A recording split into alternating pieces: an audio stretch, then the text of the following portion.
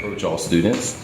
Yeah, we want to individualize it, but the expectation is post-secondary, like school is not finished. It's the idea of cradle to the grave, and like how do you continue learning and so what pathway. But 80% end up going to a 2 or 4 year school, and then but what we're trying to do is just even that is like two math, like what is the best fit? Is HBCU better for you? Is a liberal arts, is a small school something close to home? So what we've been trying to do is really individualize it to the student, but still just constantly beating the message of like post-secondary, like how do you continue your education? Because the world's not stopping, and so if you stop, right. It's gonna be a disaster. Absolutely. Like so. Well, being from the Philadelphia community, born and raised, it's kind of a surreal experience. My narrative is a little bit different. I'm coming into education after 22 years in business, finance, and accounting.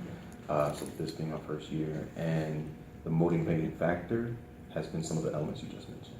Because being able to see how the children are coming into the education environments, where, and my wife is also an educator, so seeing the late night phone calls, the late night tears, and being able to see how those elements have to kind of be addressed before you're able to educate.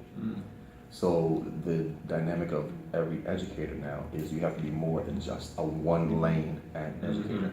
Just like a track star, you have to learn to run all lanes because you never know what lane you need to run in, right? So I think indoctrinating educators with that mindset to help combat those elements is really what is paramount. So the focus is not so much as the student, because the environments are the environments, the work is the work, but allowing educators to be a little bit more diverse in their approach is probably more integral to attacking that.